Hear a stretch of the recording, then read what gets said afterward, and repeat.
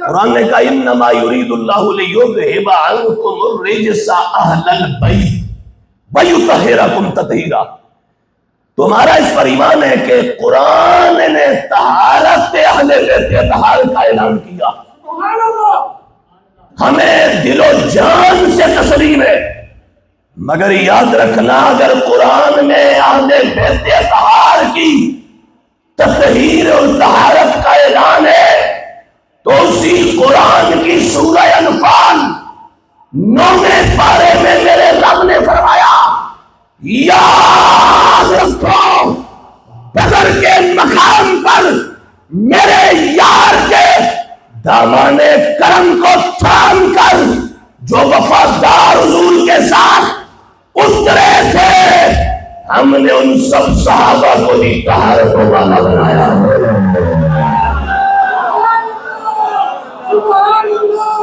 وہ سب بھی پاک ہیں.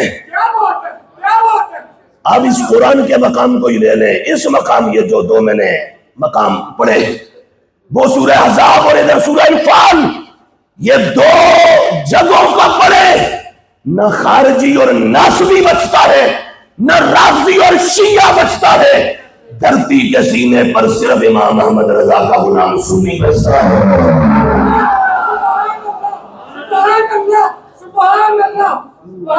وہ یہ کہتے ہیں صرف اہل بیت پاک ہے، اور اہل بیت میں بھی مخصوص ہستیاں 5 تن پاک باقی نہیں. ہم کہتے ہیں یہ بھی تمہارا کفر ہے.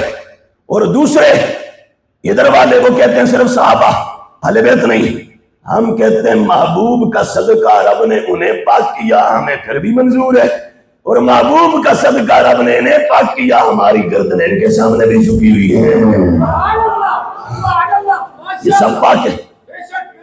ہاں نبی پاک علیہ السلام کے گھرانے کا ہر فرد پاک. بولو سبحان اللہ.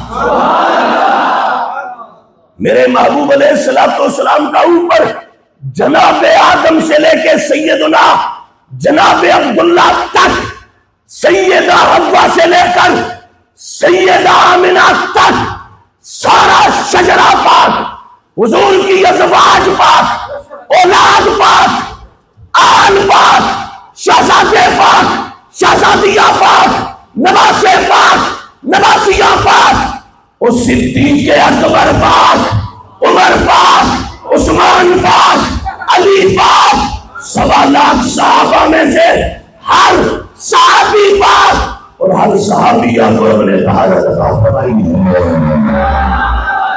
تو اب اس مقام پر اللہ تعالیٰ نے فرمایا کہ ہم نے پھر آسمان سے بارش اتاری. ہاں اور رب نے انہیں پاک کیا ہے. اور اہل بیت ہوں یا صحابہ ان میں سے کسی کے بارے میں جو بک بک کرے گا وہ دنیا کا پرلے درجے کا پلید آدمی ہوتا ہے. ہاں وہ کائنات کا غلیظ ترین اور گندا ترین اور دنیا کا سب سے بڑا بدبودار وجود ہوتا ہے جو صحابہ کے بارے میں بھونکے یا اہل بیت کے بارے میں بک بک کرے. عرش والے نے ان سب کو شان طہارت عطا فرمائی ہے.